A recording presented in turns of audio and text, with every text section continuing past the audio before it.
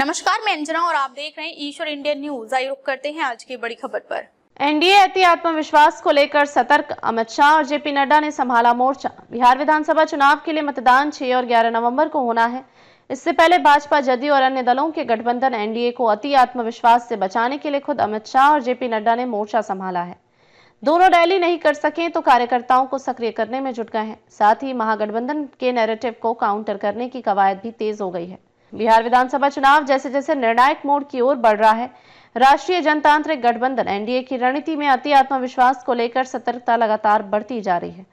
लोकसभा चुनाव में 400 पार के नारे से बनी ऊंची अपेक्षाओं और उसके संभावित नुकसान को ध्यान में रखते हुए पार्टी इस बार किसी भी तरह की ढिलाई नहीं रखना चाहती। भाजपा जदयू की रणनीति स्पष्ट है कि कार्यकर्ताओं को शिथिल नहीं होने देना है। शनिवार को केंद्रीय गृह मंत्री अमित शाह और भाजपा अध्यक्ष जेपी नड्डा पटना में ही थे। मौसम खराब होने से शाह को कई रैलियां स्थगित करनी पड़ी, मगर इस दौरान भी वह चुनाव प्रभारी बनाए गए। धर्मेंद्र प्रधान, राज्य प्रभारी विनोद तावड़े और सह प्रभारी केशव प्रसाद मौर्य के अलावा स्थानीय नेताओं से चर्चा में मशगूल रहे, जरूरी दिशा निर्देश भी दिए। भाजपा अध्यक्ष नड्डा भी शाह के साथ होटल में जमे थे और क्षेत्रवार सीटों का जायजा लिया। शाह और नड्डा का जोर जमीनी कार्यकर्ताओं को उत्साहित करने और अति आत्मविश्वास से बनने पर रहा। दरअसल भाजपा थिंक टैंक का मानना है कि लोकसभा चुनाव में संविधान बदलने के विपक्ष के नैरेटिव का तोड़ समय रहते ही किया गया था। इस बार नैरेटिव वॉर को युद्ध स्तर पर लिया जा रहा है, जिसमें विपक्षी नैरेटिव का तत्काल प्रतिकार मुख्य बिंदु है। महिला वोट पर विशेष फोकस। एनडीए ने महिला वोट को निर्णायक मानते हुए इस वर्ग पर विशेष ध्यान केंद्रित किया है। पीएम मोदी 4 नवंबर को महिलाओं से विशेष संवाद करने जा रहे हैं। बीते कई चुनावों में महिला वोटरों ने जदयू भाजपा को निर्णायक बढ़त दी है, इसलिए इस बार महिला सशक्तिकरण, सुरक्षा और कल्याण योजनाओं को फ्रंट फुट पर लाकर भरोसा बनाए रखने की कोशिश की जा रही है। उद्यम के नाम पर 1 करोड़ महिलाओं के खाते में 10-10 हजार दिए जा चुके हैं। बिहारी अस्मिता, सुशासन व नीतीश के नेतृत्व पर जोर।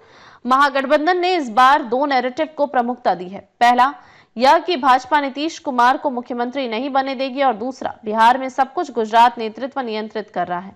इन नकारात्मक प्रचार को जमीन पर गति मिलती देख एनडीए ने तेजी से नुकसान होने से पहले भरपाई शुरू की। विपक्ष ने संकल्प पत्र कार्यक्रम में नीतीश की चुप्पी को भुनाने की कोशिश की थी। इसके जवाब में शनिवार को करीब 4 मिनट का रिकॉर्ड किया हुआ नीतीश का वीडियो संदेश जारी किया गया।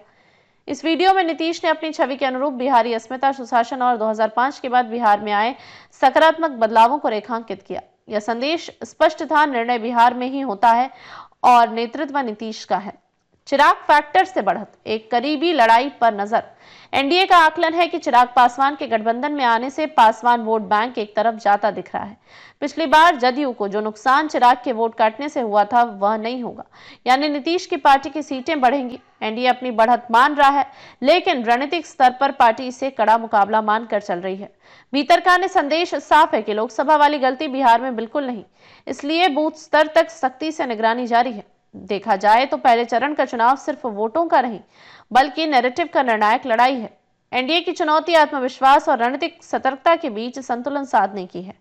वरिष्ठ नेता के शब्दों में न जीत को तय मानेंगे, न विपक्ष को मौका देंगे। अब तक के लिए बस इतना ही, फिर मिलते हैं एक ऐसी ही बड़ी खबर के साथ। तब तक के लिए नमस्कार और देखते रहिए ईश्वर इंडियन न्यूज।